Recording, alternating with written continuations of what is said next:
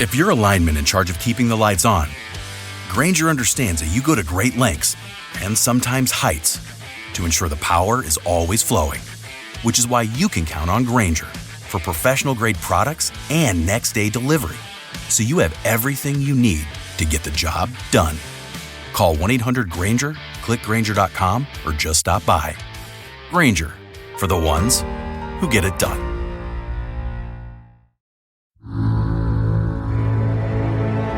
Caloroga Shark Media.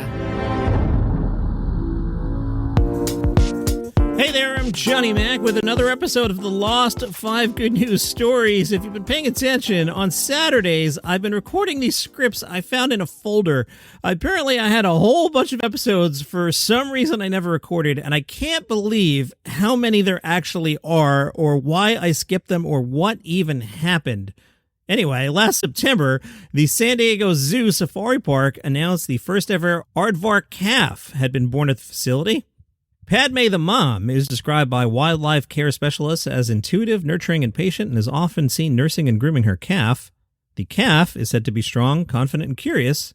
The zoo said mother aardvarks typically raise their young until they're old enough to forage on their own, which is about 6 months, so let's count on our fingers. October, November, December, January, February, March, yeah, we're past that because this is a lost episode.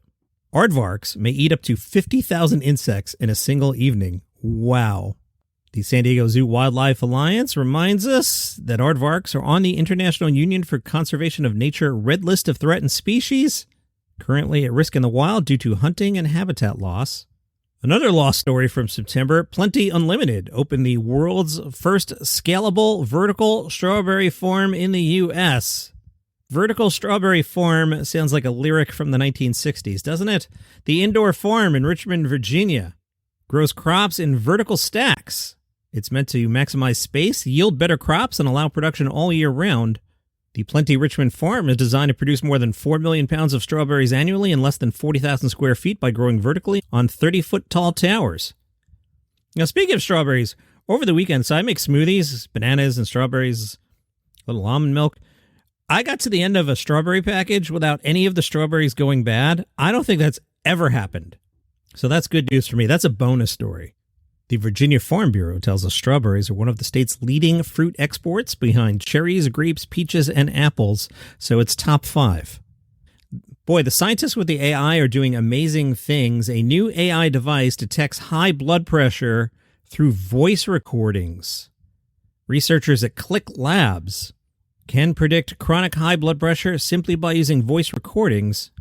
The technology could detect hypertension sooner, helping people get diagnosed and treated more quickly, and therefore reducing risks of heart attack and stroke. The AI analyzes hundreds of vocal biomarkers that are indiscernible to the human ear. The markers include things like variability in pitch, patterns in speech, and energy distribution. Also, the sharpness of sound changes. Accuracy, 84% for female participants, 77% for males. Wow, this is amazing. Let's check in with record breaker David Rush. What did he do this time? He took a 1,178-foot, 5.73-inch walk with a running lawnmower balanced on his chin. That sounds like a terrible idea, period. What are you doing? Rush said he struggled with winds after surpassing the previous record and would have kept going, but the breeze finally pushed the mower off his face. Here at 5 Good News Stories, we remind you, don't walk around with a lawnmower on your face. No matter even if I tell you a story in an entertainment podcast, do not put a lawnmower on your face. Good news for a blue lobster who was in the tank at the supermarket. Danielle was walking by with her son who's 4 years old, and her son goes, "Hey, that one's blue." And mom was like, "That's weird," and I took a picture of it. She messaged the aquarium in Schenectady and explains, "Once we contacted the aquarium and had the momentum, I went up to the counter and was like, hey, the aquarium's going to call you. You might not want to sell that one." The boys named the lobster Bluey after the popular cartoon character, but then everybody found out that the lobster was male, so the lobster's name is Bandit, which is the dad from the Bluey cartoons. Now, why is it blue? Cassidy Livingston from the aquarium believes it could be because of diet in this case. There's also a chance they got more blue in color because of what he's eating. Like if they're eating a lot of shrimp, that can cause color changes. And those are your 5 good news stories for today. Back tomorrow with a normal episode. Have a good one. In Washington, D.C., power flows through information. But what happens when the most sensitive military intelligence in the world ends up on the wrong phone? In the halls of power, a national security advisor makes a fatal miscalculation. On the other side of the world, a special forces team walks into a perfectly orchestrated trap. When the dust settles, 4 American soldiers are dead, 3 more captured, and the most catastrophic intelligence breach in modern history is just beginning to unravel.